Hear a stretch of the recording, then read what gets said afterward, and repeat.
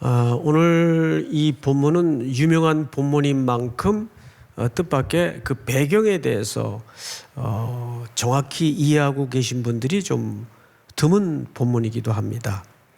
이때는 유다와 북이스라엘이 분리되어 있는 상황이었습니다. 그리고 유다 왕은 아하스라는 왕이 통치를 하고 있었어요. 그런데 이스라엘 지도를 이렇게 놓고 보면 유다는 말 그대로 남쪽에 자리 잡고 있었고 그 위쪽에 북이스라엘이 이렇게 자리 잡고 있었죠. 그리고 그 북이스라엘 위쪽은 잘 아시는 것처럼 아람이라는 큰 나라가 위세를 떨치고 있었습니다. 이 아람은 사실 북이스라엘과 인접 지역에 있기 때문에 늘 북이스라엘을 괴롭혔죠. 그리고 이제 더 위쪽으로 가면 막 떠오르는 나라, 그 유명한 아수르가 이제 그 위에 넓은 영토를 차지하면서 남하 정책을 펼치고 있었어요. 그래서 이 중동 지역의 정세를 누구보다도 민감히 알고 있는 사람들이 아람 국가와 북이스라엘 국가입니다. 지형적으로는 그래도 아직 유다는 조금 밑에 있었기 때문에 영향을 덜 받았죠. 그러니까 나라 위치가 이렇게 됩니다. 오늘 본문에 보면 이제 네 나라가 등장을 해요. 첫째는 맨 아래쪽에 유다, 그 다음에 그 위쪽에 북이스라엘, 더 위쪽에 아람, 그리고 제일 위쪽에 중국 같은 그런 절대 국가가 막 떠오르고 있었습니다. 아수르죠, 아수르. 그렇게 이해를 하시면 정확할 것 같아요. 그런데 아람이 느꼈어요. 저 아수르가 우리나라를 가만히 두지 않을 거다. 남하 정책을 펼치고 있기 때문에 언젠가는 이 나라를 먹기 위해서 널름거릴 거다. 이렇게 계산을 하고 어느 나라와 연대를 했는가 하면, 여러분 지정학적으로 북이스라엘과 연대하는 게 쉽겠어요? 남유다와 연대하는 게 쉽겠어요? 붙어있는 나라가 어느 나라입니까? 북이스라엘이죠. 그래서 북이스라엘과 연대를 합니다. 근데 이 두 나라의 연합으로도 불안해요. 불안해. 그래서 남쪽 유다 아하스에게 우리 같이 전쟁을 하자. 쳐들어오더라도 우리가 동맹군을 맺자. 이렇게 된 거죠. 근데 아하스가 웬걸 이걸 거절합니다. 우리는 너희들하고 동참하지 않겠다. 이제 이렇게 이야기를 일단 한번 듣고 본문을 보면 복잡한 내용 같지만 그 얘기예요. 자, 1절을 한번 볼까요? 우시아의 손자요 요담의 아들인 유다의 아하스 왕 때에 아람의 르신 왕과 르말리엘의 아들 이스라엘의 베가 왕이 올라와서 예루살렘을 쳤으나 능히 이기지 못하더라. 예루살렘을 왜 쳤는가 하면은 우리랑 동맹을 맺자고 협박하는 차원에서 유다를 친 거예요. 근데 이겼어요? 못 이겼어요? 그래도 결국은 이기질 못했어요. 유다를.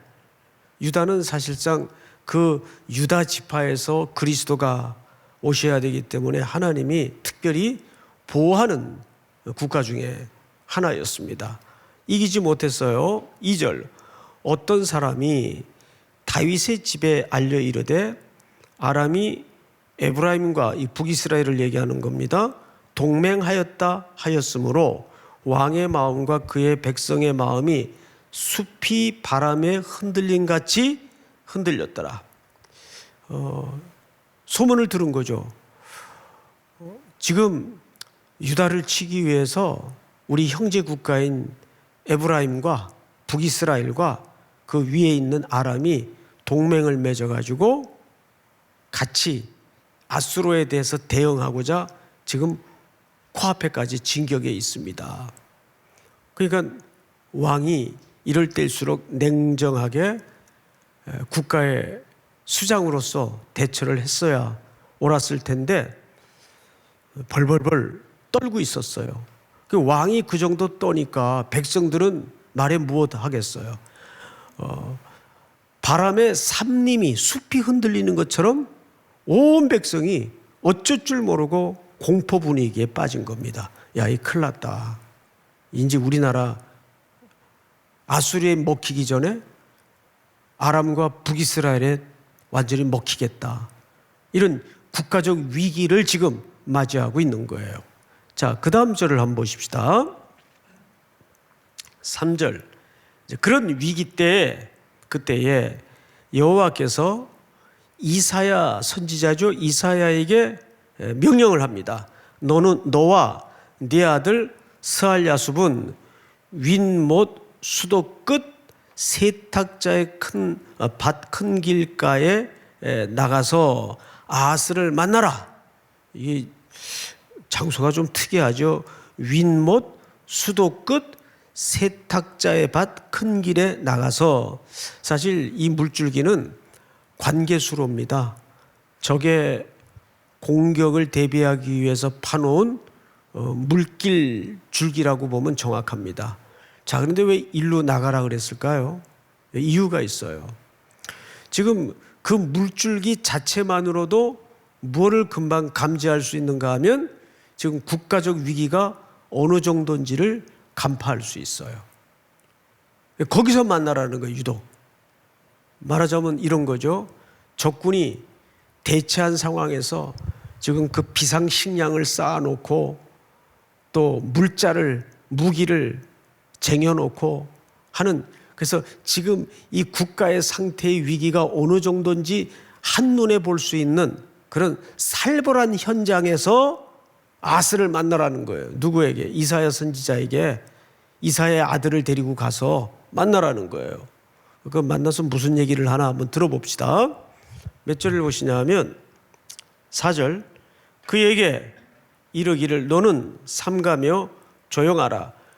르신과 아람과 르말리아의 아들이 심히 노할지라도 그들은 연기나는 두 부찌깽이 그루터기에 불과하니 두려워하지 말며 낙심하지 말라. 이 무슨 얘기일까요? 여기 뭐 사람 이름이 등장 안 했는데 간단히 얘기하면 아람하고 북이스라엘하고 동맹을 맺어서 너를 겁박을 해도 그들이 분기탱천해가지고 노가 콧구멍에 연기가 날 정도로 지금 혈기방자하게 코앞에 들이닥쳐 있어도 너는 두려워하지 말고 놀라지 말라. 이사야 선지자가 유다왕 아하스에게 안위를 던지는 겁니다. 걱정하지 마라. 두려워하지 마라. 이렇게 얘기를 하는 거예요. 자, 5절 다 같이 시작. 아람과 에브라임과 르말리아의 아들이 악한 꾀로 너를 대적하여 이르기를 우리가 올라가 유다를 쳐서 그것을 쓰러뜨리고 우리를 위하여 그것을 무너뜨리고 다부엘의 아들을, 이 다부엘의 아들이라는 표현은 무슨 뜻인가 하면 이게 아람어적 설명인데 말하자면 이 뜻입니다. 다윗의 집을 패해버리고, 저 아하스가 유다 지파니에요. 유다의 왕이죠. 다윗의 혈통이란 말이에요. 그러니까 다윗의 집을 아주 이참에 그냥 끊어버리고 아람의 봉신 국가가 되도록 다부엘의 아들을 그 중에 세워 왕을 삼자, 이렇게 된 거죠. 그러니까 완전히 유다를 말살하려는 정책을 이참에 결의를 한 겁니다. 북이스라엘과. 자, 그러면 여러분 잠깐 고개를 들고 이 말이 얼마나 무서운 말인가를 좀 신학적으로 이해를 갖고 본문을 이어봐야 될 텐데, 무슨 뜻인가 하면 하나님은 다윗의 집을 통해서 누구를 약속했죠? 오실 메시아를 약속하셨어요. 이렇게 되면 누구의 언약이 파기가 되는 겁니까? 하나님의 약속과 하나님의 언약이 파기가 되면서 동시에 이 음모와 이 계획은 결국 유다를 향한 공격이 아니라 누구를 향한 도전이 됩니까? 하나님의 언약을 향한 무서운 도전이 되는 거예요. 왜? 다윗의 왕위를 패해버리고 그 언약을 끝장내버리고 아람의 어느 인물을 세워서 아람의 속국으로 만들려는 음모를 지금 드러낸 거죠. 자, 이때 하나님께서 어떻게 대처하시는가를 보십시다. 7절, 주 여호와의 말씀이 그 일은 서지 못하며 이루어지지 못하리라. 따라서 합니다. 그 일은 서지 못하며 이루어지지 못하리라. 여러분, 사무엘 하 7장에 보면 하나님께서 다윗의 집을 어떻게 하시겠다고 했죠? 다윗의 집을 견고하게 하시겠다고 했어요. 그렇죠? 다윗에게 직접 하신 약속이에요. 내가 네 집을 영원케 할 것이고 견고하게 할 것이다. 그럼 그 하나님의 약속이 무너질까요? 인간의 순종과 불순종의 여지에 따라서 왔다 갔다 할까요? 이사야 선지자는 지금 하나님의 그 약속된 언약을 근거로 이 국가적 위기 앞에 벌벌 떨고 있는 아하스에게 명료하게 설명하는 거예요. 여기서 우리 청년들이 붙잡아야 될 매우 날카로운 진리 하나가 있어요. 하나님의 여러분들을 향하신 언약은 폐해지지 않습니다. 시대가 변화무쌍하고 여러분들이 아무리 연약함과 두려움과 공포에 붙들려 있다 할지라도 여러분들에게 하신 약속과 언약은 변개시키는 법이 없어요. 오늘 사실은 전체 줄거리가 거기에 있습니다. 두려워하지 마라.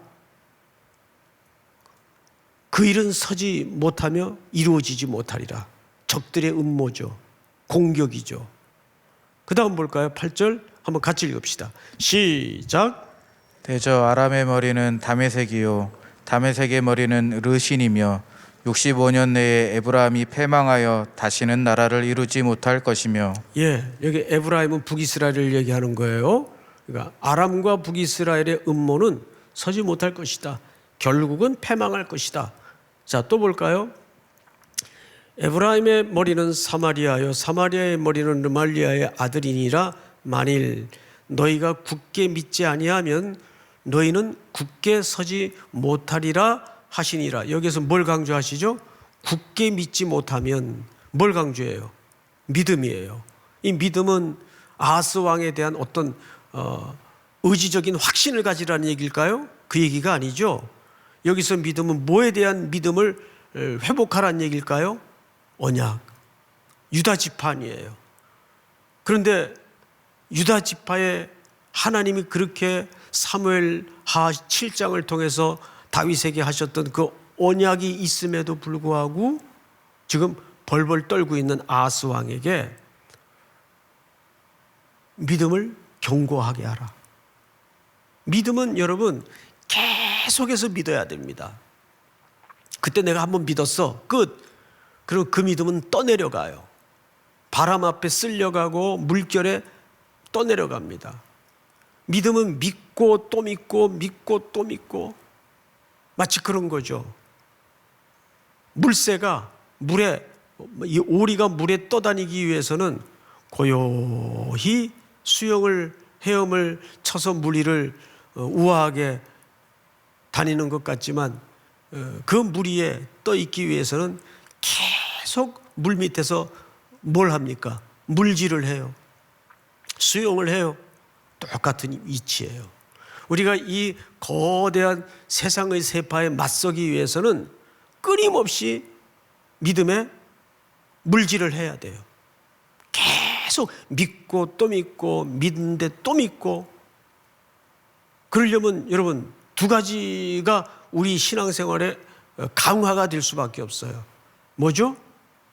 기도 그리고 말씀이에요. 기도와 말씀. 이것이 나를 지탱해주는 콘크리트 같은 신앙의 기초예요. 그것이 여러분들의 신앙을 콘크리트화 시켜야 돼요. 말씀과 기도로. 사도들이 우리에게 보여준 모형이죠. 우리가 말씀과 기도하는 일에 전념하리라. 그들이 그랬기 까닭에 사도행전의 놀라운 부흥의 역사를 포문을 열 수 있었던 거 아닙니까? 저는 확실해요. 뭐가 확신을 갖고 있는가 하면 시대가 어쩌니 저쩌니 해도 결국 이 시대는 여러분 청년들이, 기독 청년들이 붙들고 있는 진리와 여러분들이 무섭게 하나님 앞에 이 세상과 맞서 퍼붓는 이 기도의 포문이 있을 때 이 세상은 교회를 무너뜨릴 수도 없고 교회 속으로 세상이 빨려 들어와야 됩니다. 근데 지금은 세상 속으로 교회가 다 빨려 들어갔어요. 다 비슷해져 버렸어요. 구분이 잘 안 되는 세상이 돼버리고 말았어요. 성경을 한번 보십시다. 이제 거의 다 왔어요. 10절 오늘 본문입니다. 여호와께서 또 아하스에게 말씀하여 이르시되 너는 네 하나님 여호와께 한 징조를 구하되 깊은 데서든지 높은 데서든지 구하라. 그 어느 장소 어느 때든지 무엇이든지 구하라 그 뜻이에요. 수사적으로. 그러면 여러분 같으면 어떻게 했겠어요? 이런 상황에서 징조를 구하라는 말은 뭐예요? 내가 이 일이 반드시 하나님의 약속대로 성취될 것을 사인을 보여줄게. 한번 뭐든지 구해봐라. 그러면 저는 구했을 것 같아요. 저는 그러면 이런 사인 좀 보여주십시오. 제가 많이 욕심 안 부리고 한 1m 80으로 지금 한번 좀 바꿔봐 주세요. 그러면 제가 믿을게요. 그러면 정말 믿을만 하잖아요. 그죠? 예. 그런데 이 양반이 무슨 정신인지 모르겠는데 11절을 보세요. 12절 아하스가 이르되 나는 구하지 아니하겠나이다. 나는 여호와를 시험하지 아니하겠나이다 한지라. 여호와를 시험하지 않겠대요. 그래서 이제 우리말 성경만 보면 얼핏 보면 그래도 유다 지파 왕인지라 꽤 믿음이 있네 이렇게 속을 수가 있어요. 그런데 이거는 사실은 깊은 속내를 하나 감추고 있어요. 그런 거 필요 없어요. 나는 이미 보관이 다 있어요. 대안이 있어요. 그 뜻이에요. 여러분, 사람에게도 이런 그 유형의 성도들이 있을 수 있어요.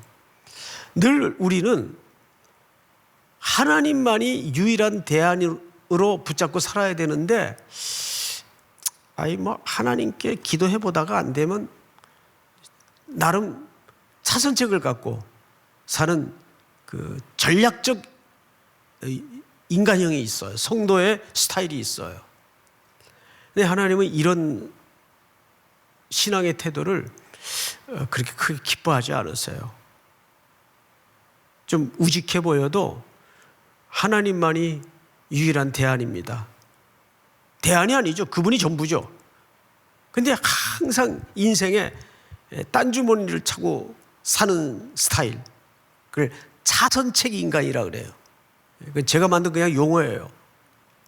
불현듯 생각이 나서 차선책 유형이 있어요.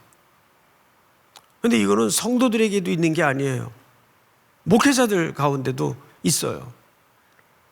하나님의 일은 all or nothing이에요. 전부 아니면 전무예요. 그렇잖아요. 왜? 그분과 우리는 사랑의 관계이기 때문에 사랑하는데 무슨 차선책을 두고 살아요. 전부 올인하는 거지. 우리 형제들 대답해 보세요. 연애를 하거나 교제를 할 때 차선책을 두고 살아요? 이 여자하고 한번 이렇게 사귀어보다가 시원치 않으면 그냥 내가 봐뒀던 자매 있는데 그쪽으로 갈아타지 뭐. 그게 무슨 연애예요? 그게 무슨 사랑이에요? 그런 사랑은 애시당초 하지 마세요. 하나님에 대한 신앙이라는 것은 우리가 사랑하는 관계로 들어가는 거거든요. 그렇다면 어떻게 사랑이 차선책이 있어요? 올인하는 거지. 올인하는 거예요. 근데 벌써 아하스는 이미 차선책이 있어요. 나중에 슬그머니 저 맨 위에 최강대국의 아수르를 의지합니다. 그 본문을 좀 한번 보십시다. 열왕기하 16장을 한번 좀 띄워주실까요? 이때에 아람의 왕 르신과 이스라엘 왕 르말라의 아들 베가가 예루살렘에 올라와서 싸우려고 하여 아하스를 에워쌌으나 능히 이기지 못했죠. 다음 절 시작. 당시에 아람의 왕 르신이 엘랏을 회복하여 아람에 돌리고 유다 사람을 엘랏에서 쫓아내었고 아람 사람이 엘랏에 이르러 거기에 거주하여 오늘까지 이르렀더라. 7절 제가 읽습니다. 아하스가 아수르 왕 디글랏 빌레셀에게 사자를 보내. 자 보세요. 유다 왕 아하스가 누구를 지금 찾죠? 네, 아수르 왕 디글랏 빌레셀에게 사자를 보내 이르되 나는 왕의 신복이요 왕의 아들이라. 세상에. 이게 유다 왕이 스스로 무릎 꿇고 들어가는 거예요. 그러니까 여기서 이유가 있었어요. 자, 마저 읽읍시다. 불쾌하지만 이제 아람 왕과 이스라엘 왕이 나를 친히 청하건대 올라와 그 손에서 나를 구원하소서. 이 보관을 가지고 있었어요. 그러니까 이사야 선지자가 징조를 구하라 그러는데도 아예 됐다고. 내가 뭐 여호와를 시험하지 않겠다고 굉장히 종교적이고 신앙적인 것처럼 모양새는 취하는데 다른 성경을 비교해 보니까 이미 딴 주머니를 차고 있었어요. 그래도 눈에 보이는 강대국을 의지하는 게 현실적이지. 어쩌면 일부 우리 성도들의 삶과 매우 비슷한 유형을 여기서 만납니다. 그는 결국 보관이 있었어요. 하나님 외에 보관이 있었어요. 정확하게 성경 기자는 이 실체를 드러내죠. 여러분, 특별히 우리 청년들은 지금부터 하나님께 올인하는 법을 배우세요. 믿습니까? 예. 딴 주머니 차지 마세요. 부부끼리도 딴 주머니 차면 기분 나쁘잖아요. 내가 모르는 어떤 돈이 들통이 날 때 불쾌하죠. 부부끼리도 재정이든지 모든 면에서 딴 주머니를 차선 안 되듯이. 그러면 서로 그건 믿지 못하는 거 아니에요. 뭐 그 돈 뭐 하려고 딴 주머니를 차요. 나는 내 지갑에 돈이 얼마인지도 모르는데. 그러니까 신앙생활은 상대방에게 하나님께 올인하는 겁니다. 근데 이미 유다왕 아하스는 징조를 구하지 않아요. 그럼 내가 왜 하나님을 시험하겠냐고 이렇게 아주 교묘한 거짓말을 속내를 감추죠. 다시 본문으로 돌아와서 이제 맞아보십시다. 14절 다 같이 시작. 그러므로 주께서 친히 징조를 너희에게 주실 것이라. 보라, 처녀가 잉태하여 아들을 낳을 것이요 그의 이름을 임마누엘이라 하리라. 예, 징조라는 말이 오늘 본문에서 2번 나왔는데 앞에 징조와 이 징조는 다른 의미예요. 여러분 보세요. 징조를 구하라 그랬어요.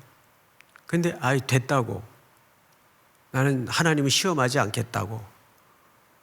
근데 이사야 선지자가 그러므로 주께서 친히 징조를 너에게 주실 것이라. 그럼 이 징조는 같은 징조여야 될까요? 다른 징조일 수밖에 없을까요? 이건 다른 징조일 수밖에 없어요. 근데 그 다른 징조가 누구로 소개되냐 하면 처녀가 잉태하여 아들을 낳을 것이요 그의 이름을 임마누엘이라 하라. 여러분 여기서 사실 원래 히브리어의 원문은 처녀가 아니에요. 젊은 여자. 알마라고 돼 있어요. 알마. 처녀라는 말은 히브리 말에도 따로 있어요. 베툴라. 이 처녀라는 말이에요. 근데 그 단어를 쓰지 않고 알마, 젊은 여자라는 표현을 썼어요. 이것은 굉장히 신학적으로 중요한 주제이기 때문에 오늘은 생략하고 지나가겠지만 이 징조는 누구를 보내시겠다는 징조에 이 젊은 여자가 아기를 낳을 것인데 그 이름을 뭐라고 한다고요? 임마누엘이라 하리라. 자, 이건 아주 깊은 우리에게 더 이상 위로와 그 이상의 답이 없을 정도의 완벽한 설명을 우리에게 하심으로써 이 본문이 맞춰져요. 그게 뭐냐 하면 임마누엘이라는 것은 무슨 뜻이에요? 하나님이 우리와 함께 하심이라, 그런 의미죠.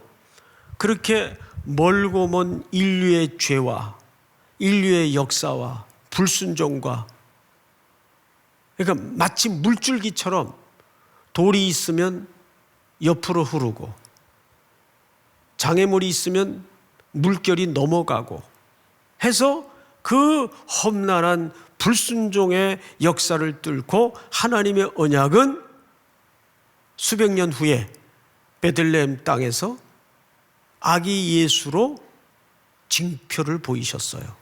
근데 이 징표에는 두 가지 큰 의미가 있어요. 이 결론이에요. 첫째는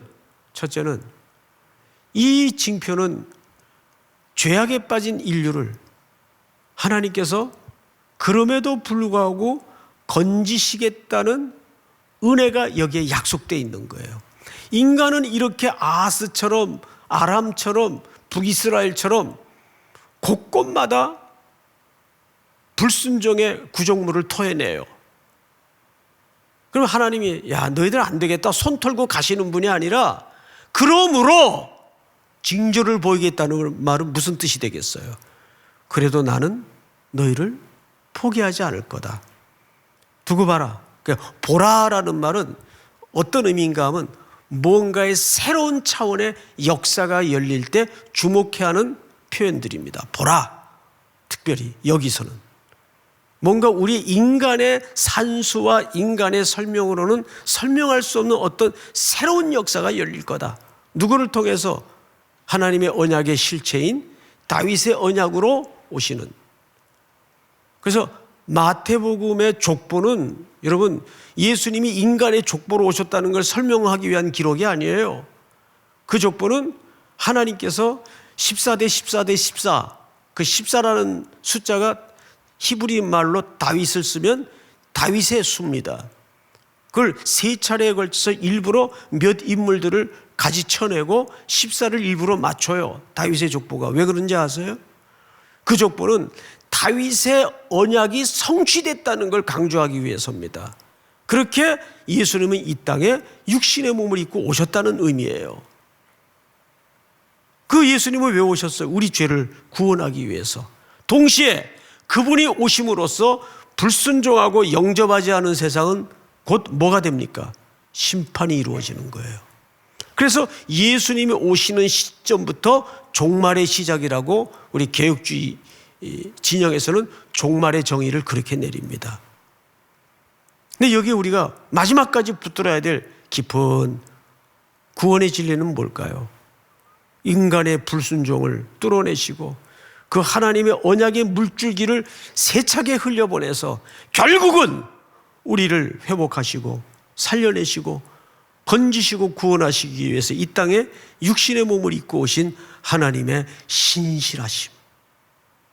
그게 누구의 마음일까요? 아버지의 마음이에요. 제가 한 번은 이번 주에 학교 이사회가 있어서 이제 순정현 목사님이 운전을 하고 저는 이제 뭐 검토할 좀 서류가 많아서 차에서 서류를 보고 이렇게 학교를 갔다가 오는데 방송에서 이렇게 장애인 기관의 어느 대표가 나와서 얘기를 해요. 그래서 이제 순 목사님이 사랑부를 맡고 있기 때문에 제가 물어봤어요. 이제 순 목사님은 제가 이렇게 어릴 때부터 대학생 때부터 이제 봐왔던 분이라 늘 이제 사석에서는 그냥 정연아 그러고 이름을 불러요. 그러면 되게 좋아해요. 허연이가 다 드러날 정도로 아가 웃어요. 참 착하시죠. 그래서 제가 그랬어요. 정연아, 저 사랑부 맡은 지 꽤 됐지. 잠깐 1년 유학 간다고 나갔다가 다시 들어와서 이제 이어서 맡았으니까 꽤 됐죠. 처음에 맡을 때 하고 지금 달라진 게 뭐니? 했더니 조금 더 주저하지 않고, 목사님 사실 처음에는 소명과 사명 때문에 맡았어요. 뭔가 이건 내가 해야 될 일 같다는 사명과 소명 때문에 맡았는데, 그런데 지금은 좀 달라졌어요. 그래서 저는 불안했어요. 그 사명과 소명이 없어진 줄 알고. 그랬더니 그런데 지금은요, 달라진 게 지금은 가족이 되어 있는 것 같아요. 사랑부 아이들하고 말하자면 지금은 걔네들이 아프면 자기가 아프고, 걔네들이 불안하면 자기가 걱정이 되고, 그러니까 자기가 어느새 걔네들의 가족이 되어 있고 아버지가 되어 있더래요. 그렇습니다. 여러분, 하나님의 일이라는 것은, 또 하나님의 속성은, 저도 지금도 철이 없지만 철이 없을 때는 사명과 소명이 있으면 하는 줄 알았고 되는 줄 알았어요. 근데 그 이상의 무언가가 있어야 되겠더라고요. 그게 뭐냐 하면 사랑이에요. 사랑이에요. 사랑하면 쉬울까요? 힘들까요? 힘들어요. 힘든데 사랑의 그 강렬함이 어디서 빛을 발하는가 하면, 사랑하면 지치질 않아요. 여러분, 남녀가 연애를 하면 얼마나 힘든지 알아요, 그거? 밤늦게까지 서로 데려다주고 또 데려오고, 또 아쉬워서 또 데려다주고 데려오고, 밤늦게까지 몇 번을 이 집 저 집을 왔다 갔다 하는 경우들이 많아요. 보면은 힘들죠. 아침에 일어나서 머리 감아야 되고, 또 다 단장해야 되고, 교제 중이니까. 그런데 지치질 않아요. 언제 지치냐면 사랑이 식을 때 지쳐요. 그런데 하나님의 사랑은 불굴의 사랑이에요. 이 성탄은 그걸 우리에게 매번 확인시켜 줍니다. 하나님의 그 지치지 않는 우리를 향하신 불굴의 사랑이 어떠한 사랑이었는가를 이 성탄절을 통해서 우리에게 확인시켜 주는 거예요. 믿습니까? 오늘 이 말씀이 우리 모든 삼일의 성도들에게 깊은 절대적인 위로, 절대적인 격려가 되는 귀한 밤이 될 수 있기를 주의 이름으로 축복합니다. 우리 찬송 하나 하십시다. 97장. 예수님은 누구신가?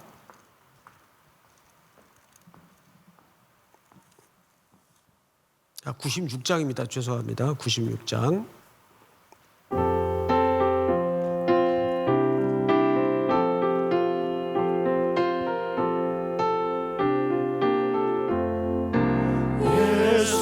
예수님은 누구신가? 우는 자의 위로와 없는 자의 풍성이며, 천한 자의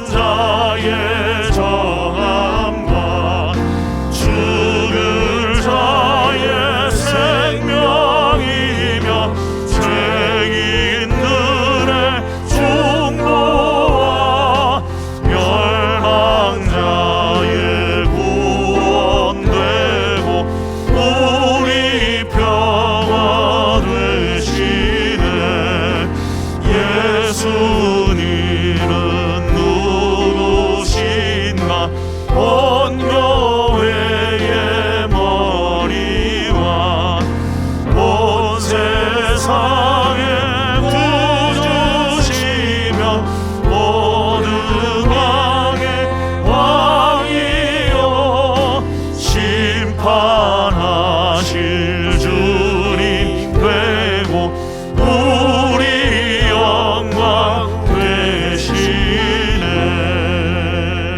우리 한번 다 같이 눈을 감으십시다. 성탄을 앞둔 전날 밤 주신 말씀을 기억하십시다. 우리의 연약함, 불순종, 무지임에도 불구하고 아기 예수의 징조를 이 땅에 보내셔서 성취하시는 하나님, 우리를 향하신 불굴의 하나님의 사랑 앞에 오늘도 설득되는 밤이 될 수 있도록 도우시고, 우리를 어지럽게 만들고 염려케 만들고 두렵게 만들고 불안케 만드는 모든 것들이 하나님의 사랑 앞에 제압되는 확신을 갖게 하여 주시옵소서. 우리의 믿음을 새롭게 하는 밤이 될 수 있도록 이끌어 주시옵소서. 우리 한번 주여 부른 다음에 통성으로 기도합니다. 주여